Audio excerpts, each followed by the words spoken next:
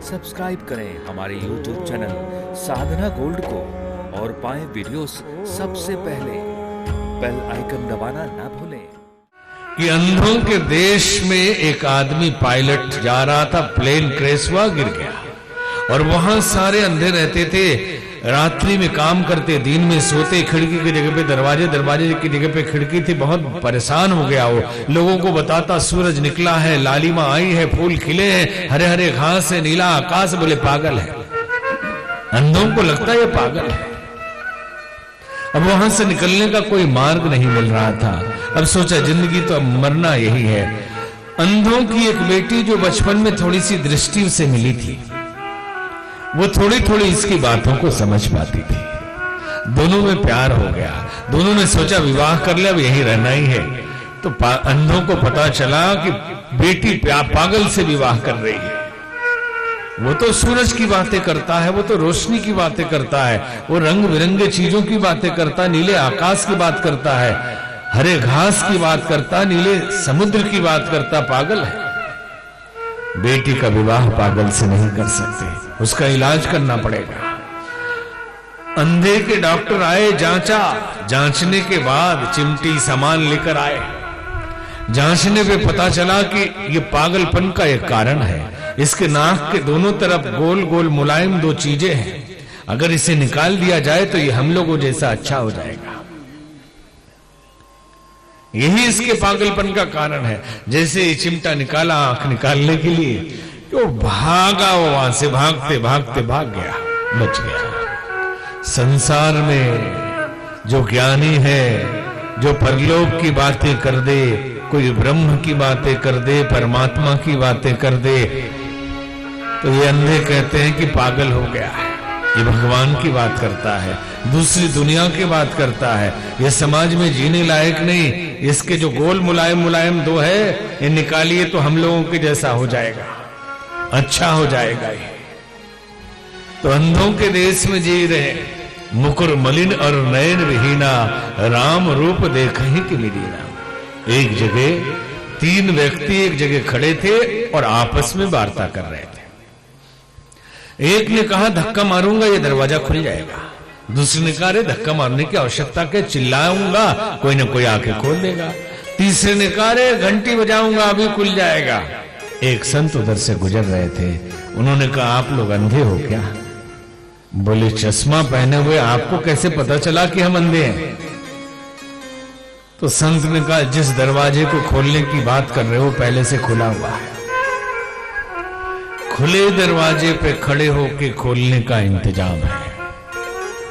वास्तव में ये जितने क्रियाकांड हम कर रहे हैं, दरवाजा तो खुला हुआ है, कहीं जाना नहीं। एक बार एक सेठ जी ने बहुत धन कमाया, संसार की सारी सुविधाएं उन्होंने इकट्ठी कर ली। उनके आसपास रहने वाले लोगों ने कहा कि सेठ जी सब कुछ है आपके पास, कुछ भी कमी नहीं, अब कुछ ऐसा करिए कि जो ना हो वो मिल जाए। पूछा क्या है जो हमारे पास नहीं? तो लोगों ने कहा भगवान नहीं है आपके पास, भगवान पा लीजिए थोड़ा। कहां मिलते हैं ये, कितने भाव से मिलते हैं, कितना लगाना पड़ेगा? बोले पता लगाया जाए। काशी, मथुरा, वृंदावन, हरिद्वार, उज्जैन, द्वारका, सभी जगह गए। भगवान के बारे में बताने वाले लोग मिले, भगवान नहीं मिले। और भगवान को पाने वाले लोग भी नहीं मिले, सिर्फ बताने वाले मिले। पूछा आपको मिले? नहीं मुझे तो नहीं मिले। आपके पिताजी को मिल गए होंगे? बोले उन्हें भी नहीं मिले, ये तो हमारा प्रोफेशन है। भगवान नहीं मिले और भगवान बताने का प्रोफेशन बन गया। कितनी बड़ी विडंबना है। लोग जानते हैं कि मंदिरों में भगवान नहीं मिलने वाले हैं, जबकि मिलते हैं भगवान में। भगवान मंदिर में मिलते हैं। रविन्द्रनाथ टैगोर ने गीतांजलि में लिखा कि मुझे मालूम है भगवान का दरवाजा, मैं सभी दरवाजों पे जाता हूं, जो बंद है उसको छोड़कर जो असली भगवान का है, कहीं मिल गया तो फिर करूंगा क्या? क्योंकि जिंदगी लगी हुई है तलाश में और मजा आ रहा है खोजने में। मिल गया फिर क्या करूंगा, इस डर से मैं उस दरवाजे को खोलता ही नहीं। मैं जानता हूं क्यों कहां है, मालूम है। तो सेठ जी ने ढूंढ लिया सब जगह, भगवान कहां मिलेगा।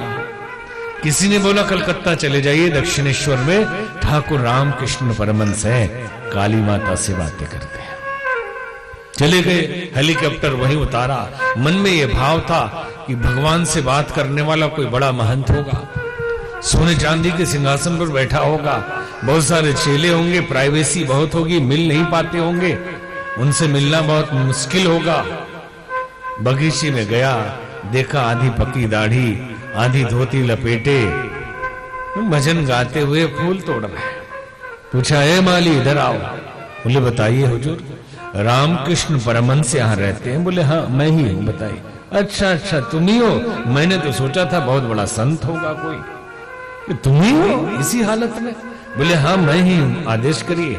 मैंने सुना है काली माता तुमसे बातें करती है। हाँ करती है ना, तो कैसे करती है? जैसे आप कर रहे हैं। तो मैं तो बहुत बिजी आदमी हूं, मेरे पास तो फुर्सत नहीं है। एक काम करना, जब माँ आए तो मेरे पास भेज देना।